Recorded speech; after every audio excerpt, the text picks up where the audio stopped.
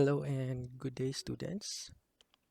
In this video lecture, I'm going to discuss the topics, no, and the topics in Excel, and we will have these intended learning outcomes. No, first, we are going to learn how to get started in MS Excel, and two is explore window Excel, and third is identify the backstage view in Excel, and lastly is to learn entering values in Excel. So these will be the topics that we're gonna discuss. Okay, so to start, how to get started in Excel, no? Unsaon na to pag uh, open, no? Basically. So if your PC is running on Windows 7 OS. So this is how you're going to open Excel. So here is an image, no? So image lang sa ako ang ipakita. It's because I'm not using Windows 7, no? So the first thing you're going to do is if you cannot see in your desktop the Excel icon, no?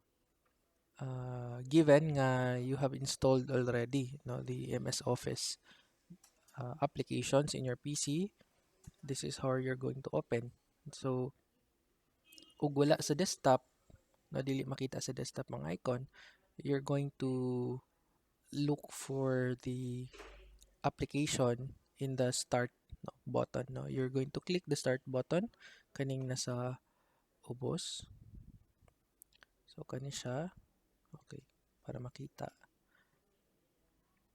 Okay, this one. Okay. So uh there's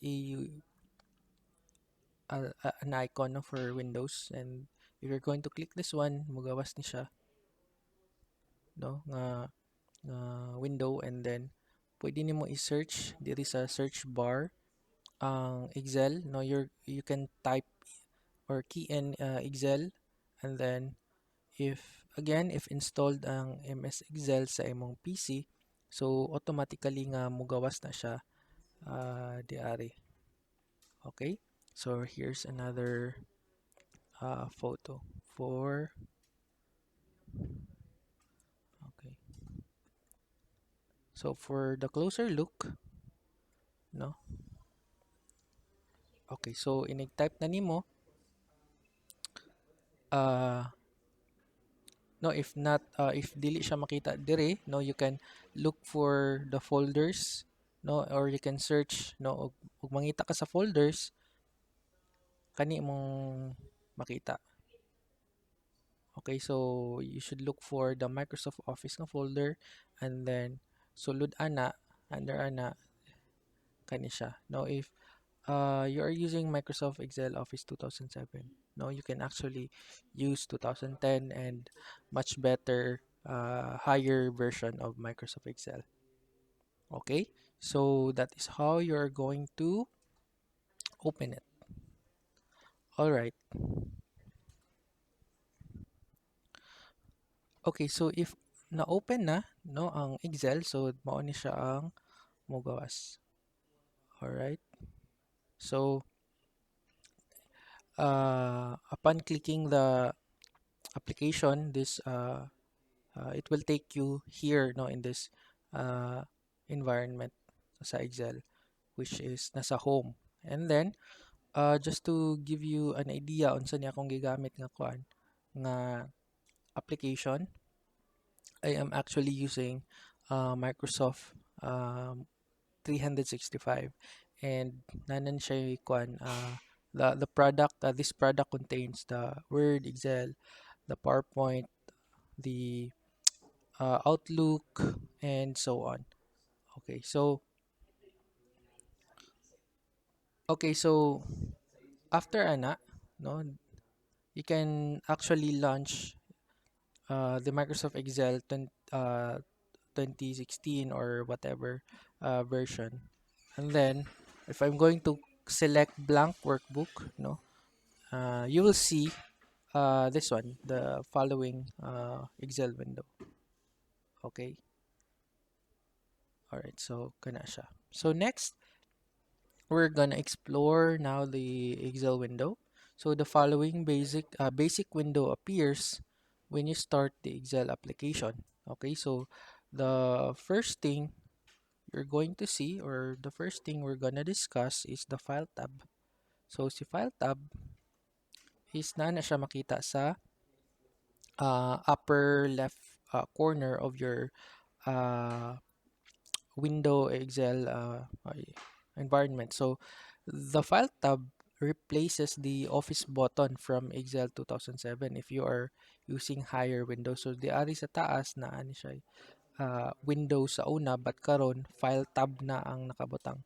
And you can click it to check the backstage view, okay, which we're gonna discuss later, this one. So uh when you come when you need to sorry, where you come when you need to open or save files, create new sheets, print sheet, and do other related operations. So dito ka mo ato sa backstage view. Okay, so for the quick access toolbar, so if you're following my arrow, no, okay,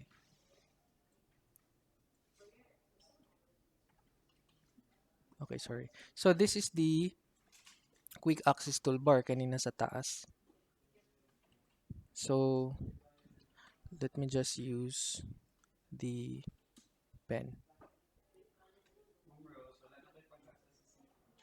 All right. So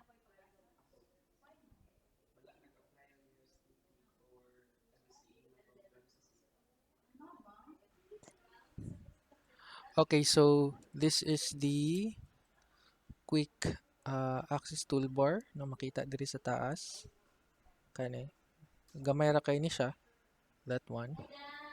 And you will find this toolbar just above the file tab. Oh, no. So diri nga part specifically. And its purpose is to provide a convenient resting place for the Excel's most frequent use commands. No, for example, if we're going to click this one, no, so naa diri ang mga commands nga usually ginagamit, or the frequently used commands like save, spelling, undo, and redo. So kung i-click nako ni ang isa ni, for example, new, so naay icon diri for the new command will appear, no. So these are the icon or the commands nga akong gipili, which is naka-check siya diri. Now if you're going to deselect, no, tangtangon nimo siya diri sa taas, just click again this one, for example katong new, ako ning i-click og balik, so mawala ra pud siya diri sa taas. All right, so the next uh thing that we need to know in Excel is the ribbon. So the ribbon contains commands organized in three components, no? Makita na siya di ari. So kani siya tanan di ari sa taas.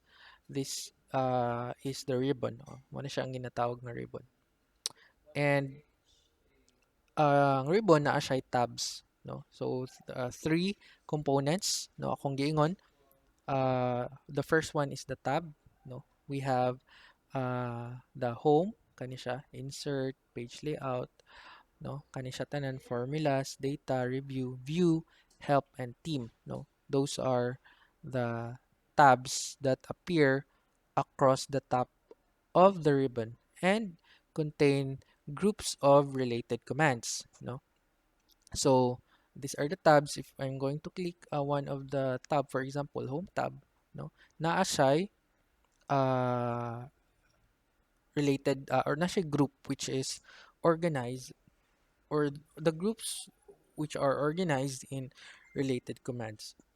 And each group name appears right below the group, no? Naara sa ilalim niya. Like for example, sa kanisya, no, dali naman pud mahibaw-an kay na-divide man gud siya, no? Na siya murag division nga line, no? Kung makita ninyo kani siya, no? Naka naka-divide na siya. So, okay. So, ang name pod niya, for example, this group of commands is the clipboard, no? And this group of command is the font, and this group of commands is alignment, and so on. Okay. All right. So after na a group, and the third component is the commands, and it appears within each group as I have mentioned, no? So kung nasulod siya sa font, and each of this is called command, no? Like for example, kani siya, si font style na ay size. This is for the group font group, no, na ay bold, italicize, and underline. Okay. Okay, so adto ta sa next uh, part, no, of the Excel window. So this is called the title bar. Okay. This lies in the middle and at the top of the window. So nasa sa tunga-tunga, and nasa sa ibabaw mismo sa window. So as default, katong pag-click na ko og new nga file, automatic nga butangan niya og title as book 1 Excel. Okay? Okay, next is the help icon. So help icon can be used to get Excel related help anytime you like. So na kay mga nga gikalibugan o gika kuan na kay mga questions, no, about commands, and you can actually go to the help, no, kani siya sa you can actually click this one, no, which will take you, no, yeah, here sa help nga tab. And okay, so that is for the help, no, nga icon. And some of the versions sa Windows, no, actually makita siya tapad diari sa uh, diari nga portion. So makita siya diari. So tapad just right beside the minimize or the icon minimize icon tray. So diari siya. So naa siya, ang icon niya is question mark. So wala siya diari. But if I'm going to uh, go to help nga uh, sa ito gani help nga feature sa Windows, I can just go directly in the help tab. Okay, next is the zoom control. So the zoom control that lets you zoom, of course, you can zoom in for closer look, no, at your text, or you can actually zoom out. So the zoom control, it consists of a slider that you can slide left or right, or you can actually zoom in and or out, no. And this one sa ubos. So naa siya slider, and naapod siya kanang plus nga button, no, where you can click this one to increase or decrease the zoom factor. Now let's try this one. Okay, so this is the slider where you can just uh, slide to the left to zoom out, and slide to the right to zoom in. No, so for the plus, no, you can just click this one to increase, or the minus to decrease the zoom factor, or this one for the percentage, no. Uh, kung i-click ninyo mo, kani siya ang magawas this dialog box where you can choose the percentage of the magnification. Okay, okay, that is for the zoom control. And this set of icons or commands, kani siya, tapad sa zoom, is what we called as the view buttons, no? And it lets you switch among Excel's various sheet views. And by default, kanang tulo, no, out anang tulo by default.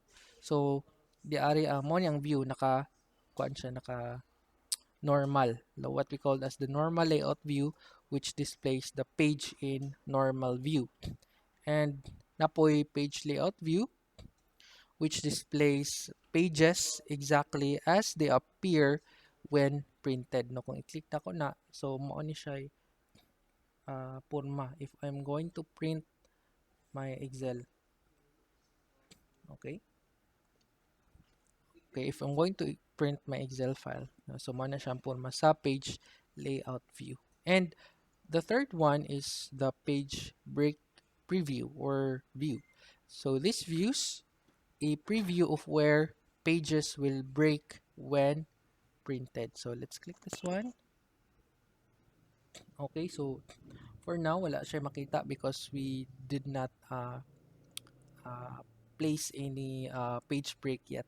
Okay, so mura na siya og makita dari na siya kanang division nga makita, which or where pages will break when printed. Okay, so balik ta sa normal view. Next is the sheet area. So the sheet area is where you enter the data. So basically, that the sheet area in this Excel file is this whole area here, no, where you can enter your data. Okay, so the flashing vertical bar is called the insertion point. No, kung ako nang i-click, yan, so na kayo makita nga mag-flash, no, mag wala-wala. That is called the insertion point, and it represents the location, no, where text will appear when you type. So kung ma-type ko, hindi siya magawas. Okay, kung asan ako ibutang akong insertion point.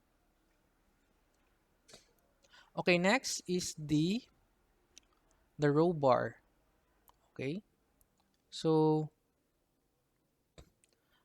okay, the row bar or the rows are numbered from 1 onwards and keeps on increasing as you keep entering data. Okay, so this is the row bar. So naka-numbered siya from 1 to the maximum is 1 million for 48,000 and 576. So that is the maximum for the rows. And the column bar are numbered from A onwards. So, okay, so mo na siya. And it keeps on increasing as you keep entering the data. And syempre, ang alphabet, tama naman siya Z, but sa Excel, it will, after sa Z, it will start the series of AA, AB, and so on. And it has a maximum limit of 16 1,384 columns. So, mo na siya yung maximum sa columns.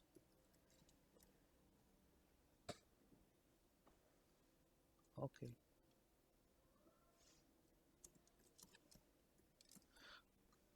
Okay, next is the status bar.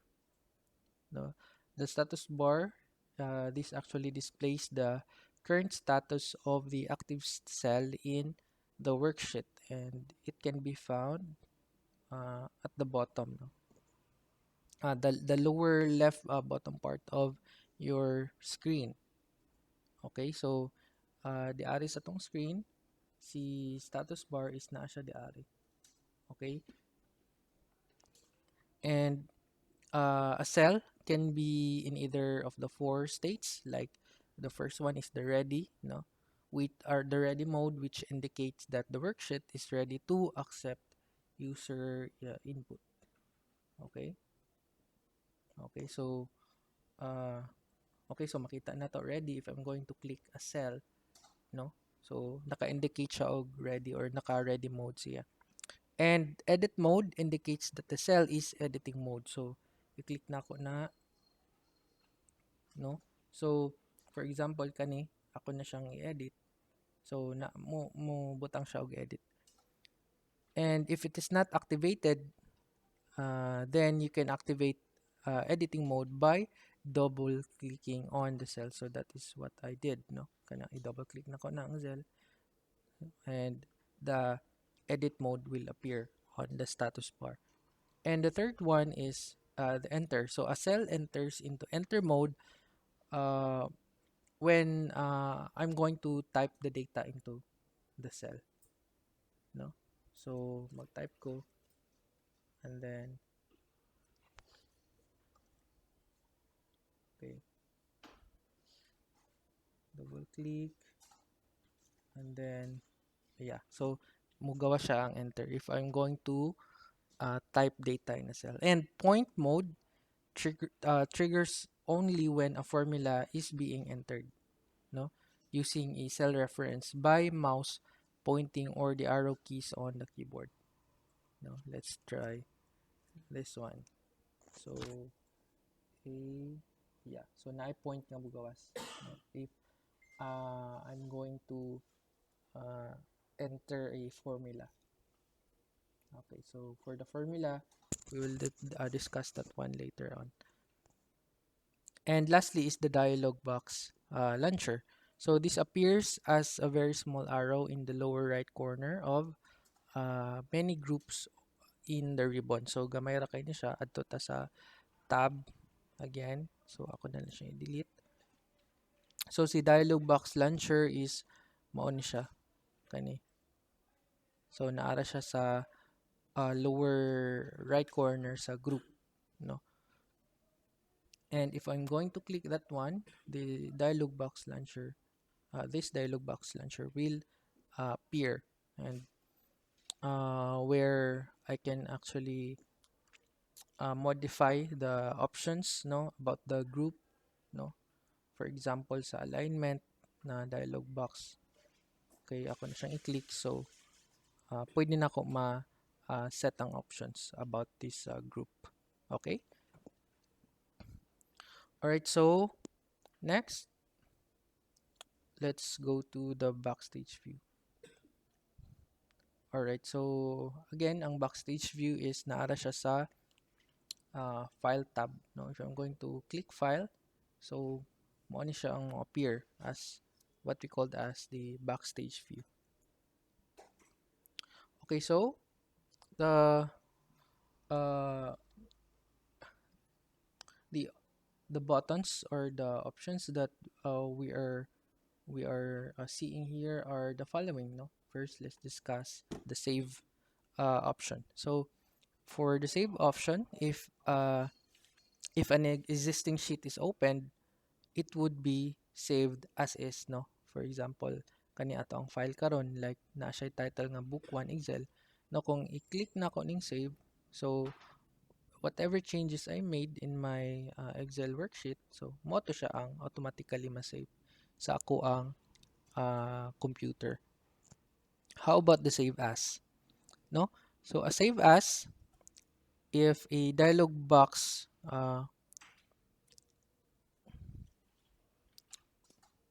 okay, so save as, no, a dialog box will be displayed asking for sheet name and sheet type, no, kung ako ning i-click. So mo ni siya mo gawas, no. I will be asked kung asa na ko siya i-save, no. So that means nga my current file or my current worksheet will be saved, or you have the option if you're going to save it to another location, or you can actually change the name of that file. No, for example, I will click browse, no, so mao na ni siya ang file name nato, 'di ba, currently book 1. So pwede na ko ni change, and then I can also select the location, no, kung asa na ko siya ibalhin, and then click save, no. So it means nga ma-save na ko siya in a certain location, but without deleting the original nga file. Okay, so mura ra siyang makopy, ma-save sila nga file, and then ma-change ang name. Okay, so for open, no, balik ta sa taas. Okay, this option is used to open an existing Excel sheet. So kung na kay file daan or na kay Excel worksheet daan, you can actually go here, select the option open, and then choose your worksheet that you would like to open. Okay, for the option close, obviously this option is used to close an open sheet, no. Kung for example sa kaning open na to karon, kung i-click na ko ang close, automatically ma-close ni siya tanan. For the info, so ako ni kiling i-click na option, this option will display information about the open sheet, no, like the security, no, like protect workbook if I'm going to uh, put password in my worksheet, and so on. Or you can add digital signature or encrypt with password, as I have said. And you can also put options like protect current sheet. This control what types of changes people can make to the current sheet. And there's more. No, there's a lot more. No, you can actually explore that on your own. So next is the what we called as the recent, no, nabatay recent diary, no. So sa karon wala, no, because we just newly opened a worksheet, and wala tay so far, wala tay gi-edit. But if you have edited or opened files so worksheet already, no, the aring option na kay makita nga recent, where it will show the your recent work, no. That option will actually list down all the recently opened sheets. For the new option, this is used to open a new sheet, no, naatay blank, and then there's a lot of templates. If you are connected to the internet, you can actually search for a templates that you want based on your needs, no, kung pang business ba, pang personal ba, and whatsoever. Okay, so also naatay print nga option. Obviously this option is used to print an open sheet, no. So katong na-open nato ganina, mao ni siya porma, no, sa bond paper. And then there's the option for the printer and the printer properties and some uh, additional settings, no, for the pages, no, and then the options for the sizes sa imong bond paper, the orientation, and unsaon siya sa sequence sa pagprint. Okay, and from what pages to what pages. Okay. Also, na I save uh where is this? This one, the share, no, where you can actually share your uh worksheet or your workbook on through email or through OneDrive, no, on or through cloud, no. Okay, so let's just go back here. And you can also export your file, no, if you're going to uh, export your file in different format like PDF ba siya or XPS ang format. And you can also change the file type, no, of your sheet depending on the needs again, no. And napod tay publish, no, for this one. You can actually sa uban, no, I don't know if naani siya, but basically kato akong gipang mention, no, those are just the basic options in the backstage view, no, naapoy account, if you're uh, naka-login ka sa Microsoft, the feedback for the feedback, no, if you want to rate your or you want to rate the Excel and some other options. Okay, so this Excel options, no, makita nato diri na ay general, na ay formulas, data, and so on. Okay. Okay, let's go back to info. If you click info option, again, we have here the available option in the first column. We have this one, the permission, no, where you can use this option to protect the Excel sheet, no. Uh, you can also view the version history, no, this button, and some other options here like manage workbook, no, if you want to recover the unsaved workbooks nga na wala nimo na save. Okay, and browser view options. Okay, so you can pick what users can see when this workbook is viewed on the web. Kana siya. So to exit backstage view, you can just click this icon or button, no, to go back to the worksheet. All right, so okay, lastly, no, the last topic is will be entering values, no, or how to enter values in Excel. So